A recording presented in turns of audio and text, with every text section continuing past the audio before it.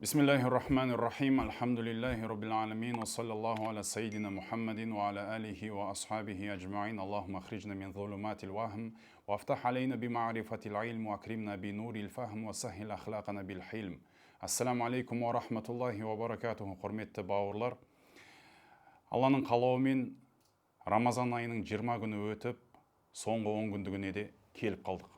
Алла тағала осы Рамазан айында ұстаған оразаларымызды, жасап жатқан ғибадат құлшылықтарымызды қабылдыққа жазсын, сауаптан болсын.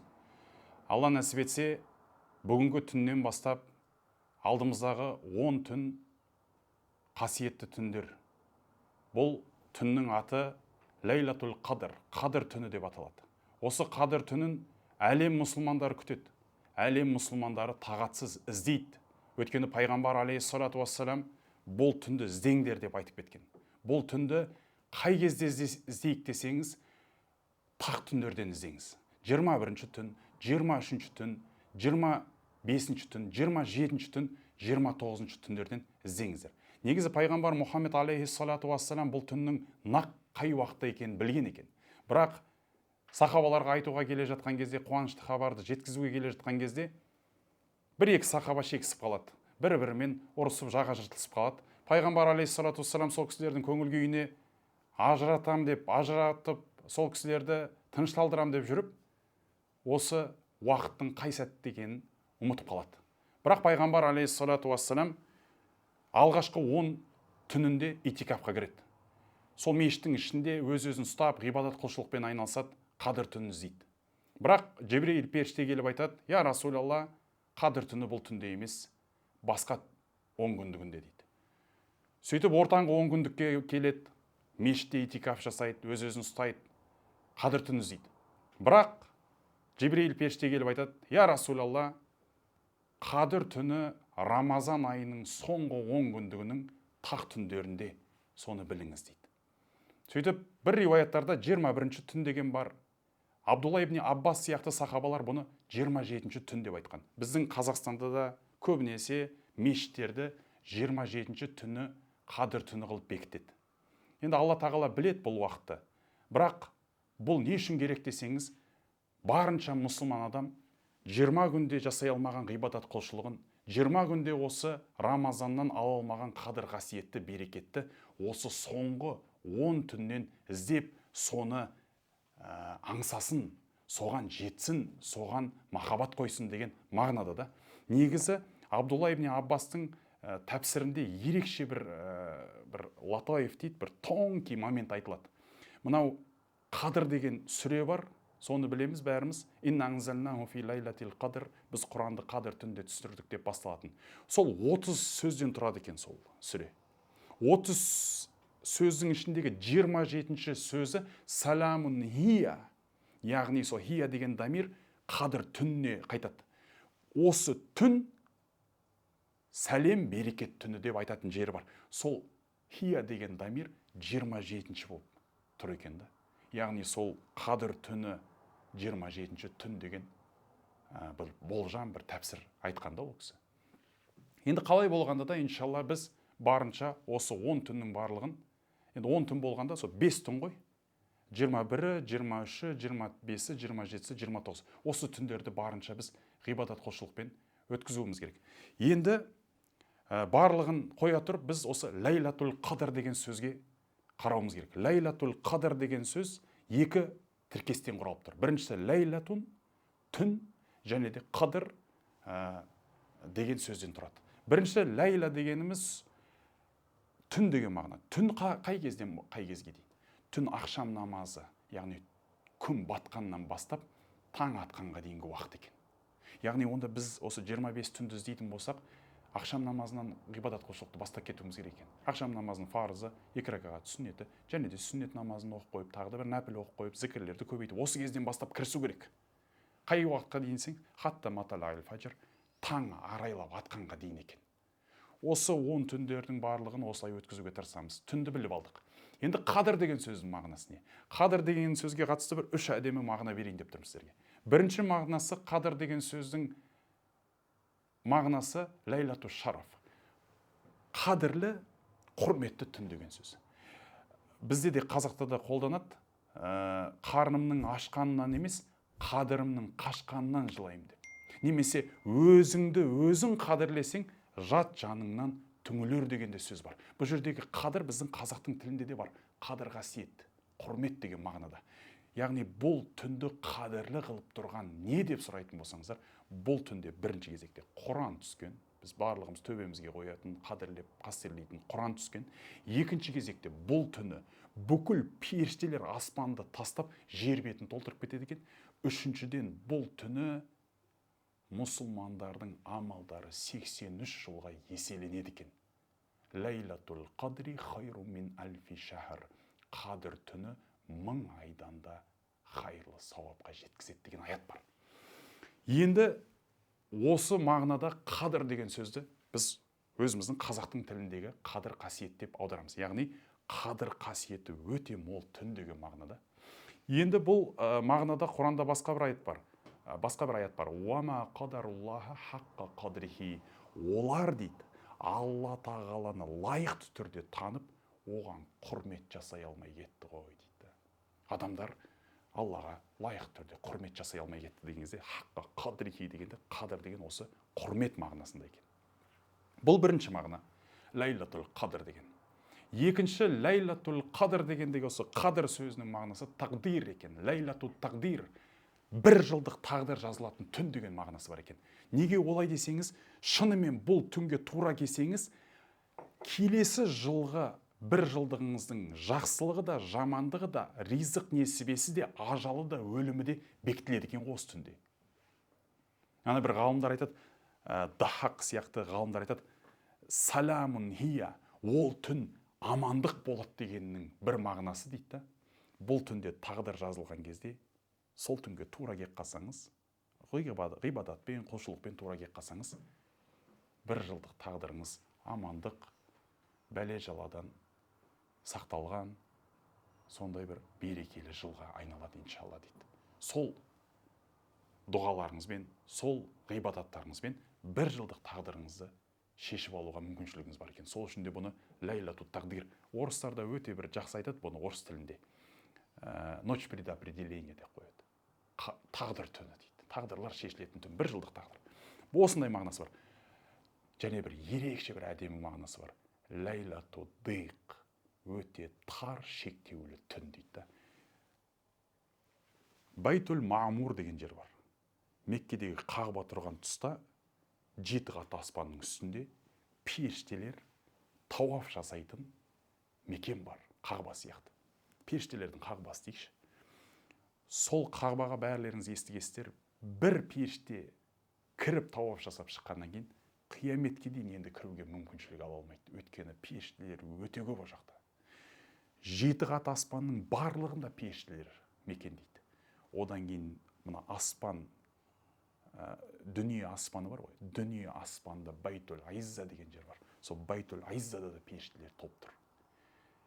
Неге бұл түн тар түн деп аталады десеңіз, аналардың барлығы сол түні, қадір түні. Ан жақты тастайды екен де жерге көшіп алады екен ғой. Түннің ақшамынан бастап таң атқанға дейін, былайша айтқанда, мына жердің беті періштелерге лық толып кетеді. Кәдімгідей сыймай қалады.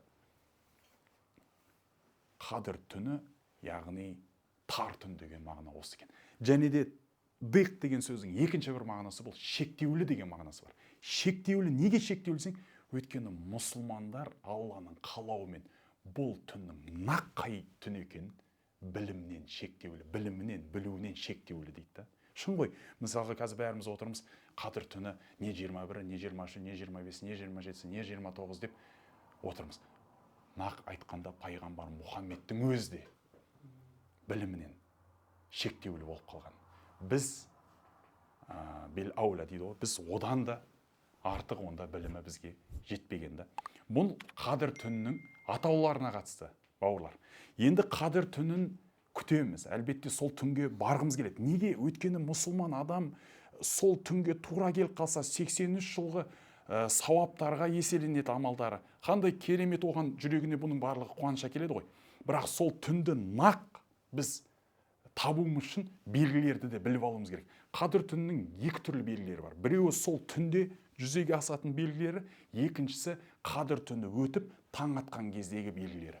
Бірінші белгілері пайғамбар алейхиссалату вассалам айтады: ләйләтун иннаха ләйләтун сафиятун бәлжа. Ол түн нұрланған жап жарық түн болады дейді. Оны ақырында байқап қарап жүресіздер енді. Иннаха ләйләтун сәкинатун сәжия. Ол түн тыныш, желсіз болады дейді. Ана өлеңдегідей желсіз түнде жарық ай, желсіз түнде жарық ай деген өлең бар ғой. Сол сияқты желсіз түн, жап жарық ай болады екен ол түнде де. Бұл өлеңді шығарған адамдарды білген ау осыны. Қадір түн туралы айтқан ау, бір Құдай біледі. Сосын басқа бір тармағында бұл хадистің иннаха ләйләтун ла харра фиха ва ла барда. Ол түні салқын деп те айта алмаймыз, ол түнді қатты ыстық деп те айта алмаймыз. Өте бір орта деңгейдегі бір самал, сондай бір өте ерекше, ыңғайлы ауа райы болып тұрады дейді. Және де тағы бір риуаятта ол түні жұлдыз ақпайды екен. Жұлдыздар білесіздер не үшін ағады? Жұлдыздарды, шайтандарды, тағдырды тыңдау үшін барған шайтандарды ату үшін, атқылау үшін ағады екен. А енді ол түні оларды атқылаудың не қажеті бар десеңіз, ол түні оларды атқылаудың ешқандай қажеті жоқ. Өйткені оларды ату былай тұрсын, олар жер бетінде жоқ болады екен ол түні. Жын, шайтан қадір түнінде жердің бетінде мүлдем болмайды екен. Неге десеңіз, ол түнінде, қадірдің түнінде, мына жердің бетінде бір қарыс шайтан мен ібліске орын қалмайды. Өйткені оның барлығын періштелер толтырады. А періштелер жүрген жерде не жүрмейді? Шайтан жүрмейді. Бұл бір белгісі. Екінші, осы түнде болатын белгісі, ал енді қадір түні өтіп таңы болады ғой.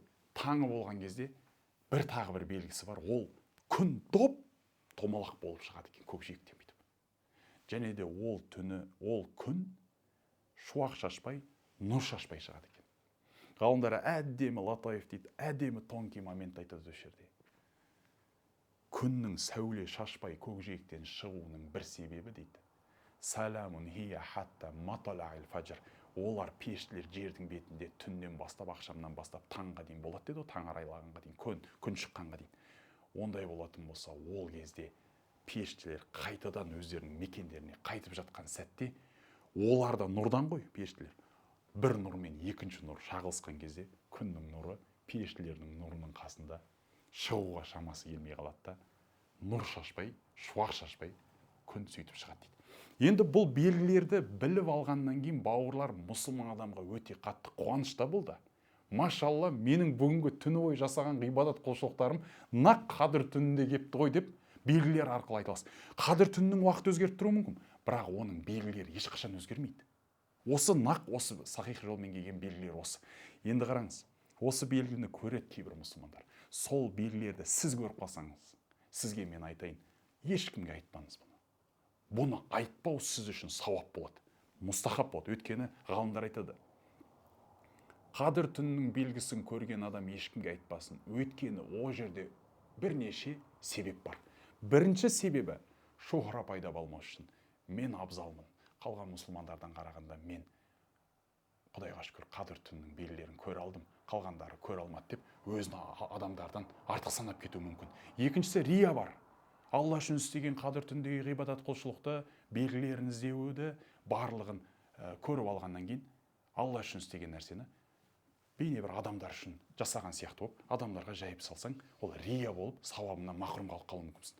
Үшіншісі, адамдарда қанша айтқанмен де біреудің басында жақсылық болып жатса, белгілі бір адамдардың жүрегінде көре алмаушылық пайда болып қалуы мүмкін.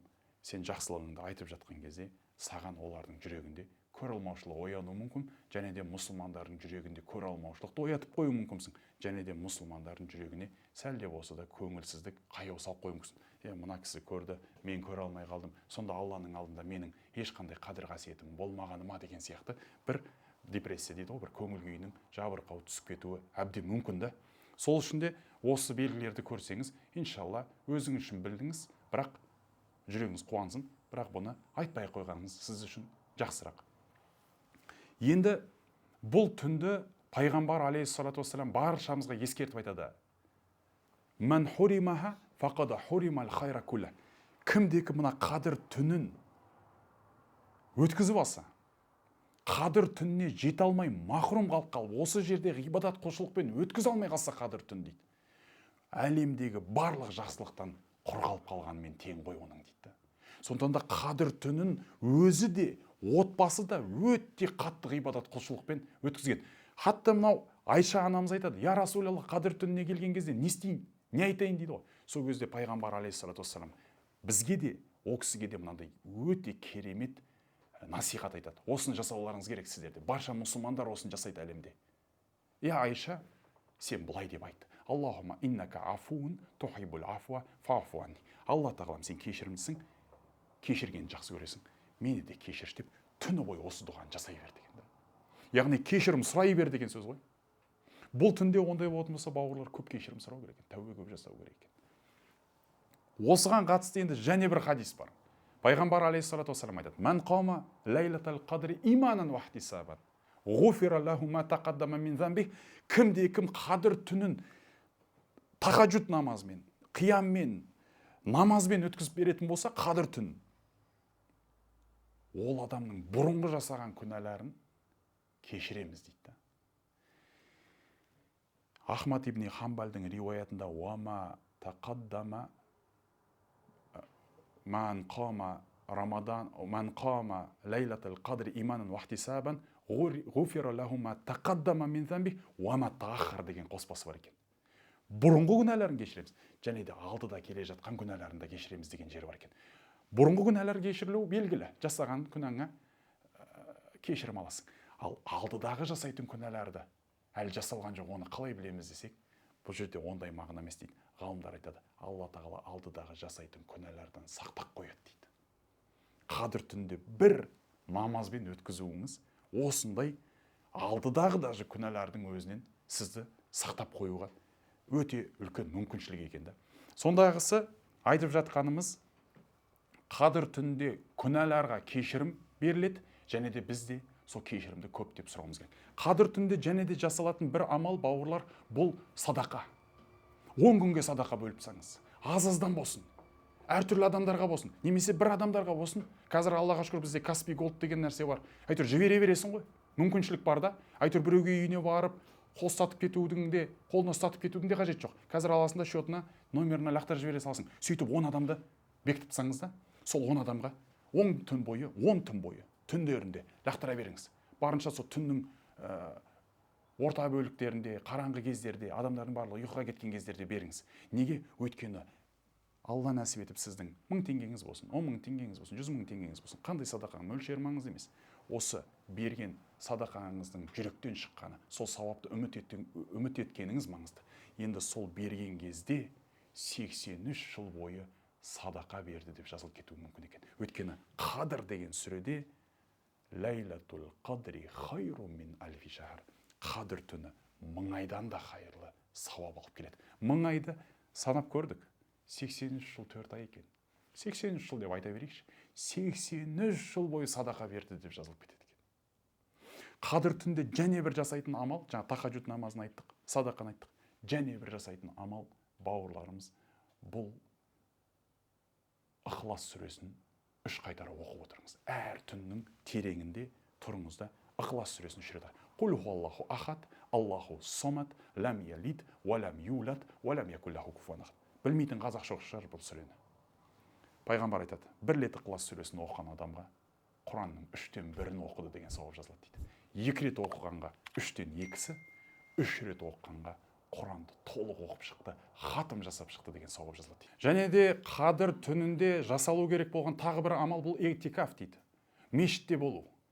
Барынша бізде Рамазан айында 27-ші түнінде мешітке адамдар көптеп жиналады. Сол түнде де сізде барып, мешітте ғибадат құлшылық етіп қалуға тырысыңыз.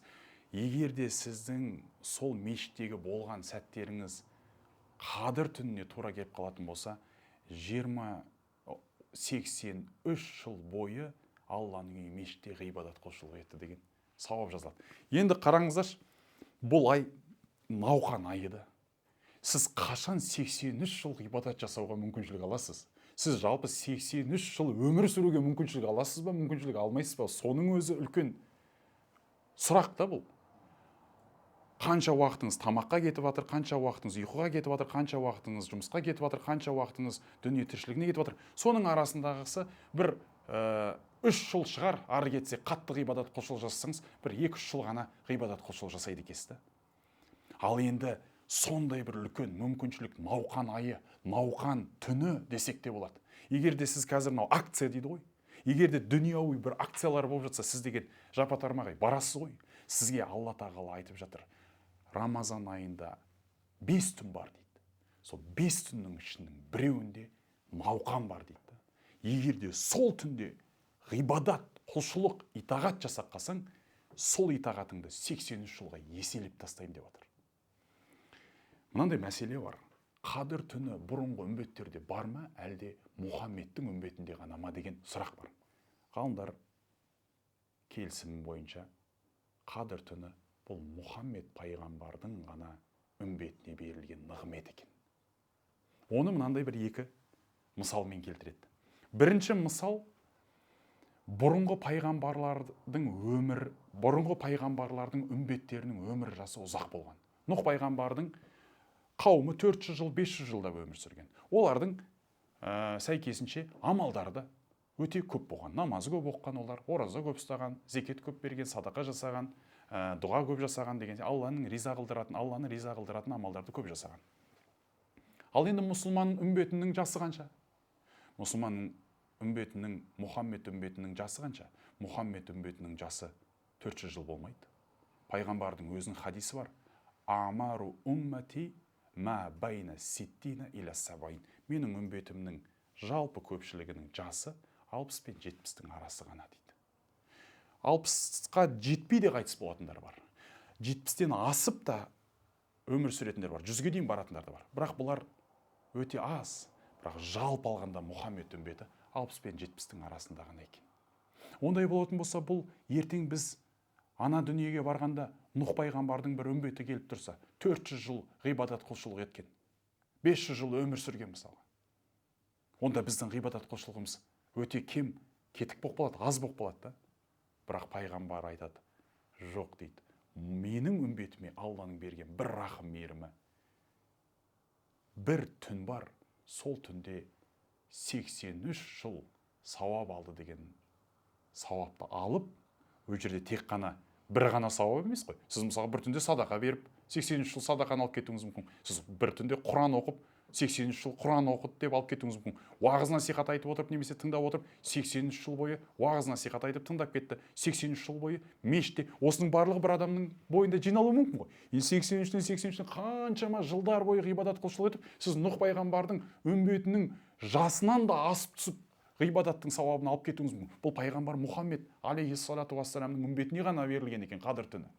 Және де екінші бір мысалы, пайғамбар бір күні алейхиссалату вассалам сахабалардың алдында Исраил қауымынан бір жауынгерді айтады. Аттың үстінен 1000 ай түспеген екен, үстіне сауыт шешілмеген екен. Сол кезде сахабалар таңғалып қалды. Я Расулалла, не деген сауап мынау? Алланың жолында халықты қорғап, шекараларды қорғау жолында жүріп сауап алып жүрген адамның сауабы не еткен керемет. 1000 ай деген бұл өте көп қой деген кезде пайғамбар алейхиссалату вассалам лайлатул қадри хайру мин альфи шахр деп айтты дейді. Бірақ сендерге мен бір нәрсе айтайын. Қадір түні 1000 айдан да хайырлы емес пе деп айтты дейді. Мына 1000 ай жасаған ғой. Мынадан да хайырлы. 1000 ай жүрудің қажеті жоқ. 1000 ай сауыт киіп алып, аттың үстінде жүрудің қажеті жоқ дейді біздің үмбетке. Біздің үмбетке бір түнге дөп басып жетсең болды дейді. Ол өзі 5-ақ. Сол 5-дің біреуінде болып қалсаң, иншалла, сен 1000 жылдан да артығырақ сауап алып кететінің ақиқат дейді. Сондықтан да бұл Қадір түні Мұхаммед пайғамбардың, яғни сіз бенен біздерге беріліп тұрған Құдайдың үлкен нығметі, үлкен жақсылығы. Сондықтан да құрметті бауырлар, бұл науқан айынан қорғалмаңыздар. Баршаларымызға Қадір түніне жетіп, 4 көзіміз түгел ғибадат құлшылықпен айналысып, осы қазақ елі, қазақ жұрты, мұсылман бауырлар осы түннен мақрұм қалмай, керісінше осы түнге дөп келіп, дұға тілектерін жасап, осы дұға тілектері елімізге, жұртымызға даруын нәсіп етсін. Өйткені қазақ айтады, жаңбырмен жер көгеретін болса, дұғамен ел жұрт көгереді дейді. Бізге көгеру керек, бізге даму керек, бізге халқымыздың жақсылығы, бірлігі, бейбітшілігі, амандығы өте маңызды. Сол үшін де бұл түн осы амандықты, саламун хия деді ғой, бұл түн амандық түні деді ғой. Осы амандық түнін жалпыға бірдей сұрап алатын кез. Алла тағала баршаларымызға разы болып, өмір жастарымыз ұзақ, дендерімізді сау қылсын. Ва ахиру дауана анил хамдулиллахи раббил аламин.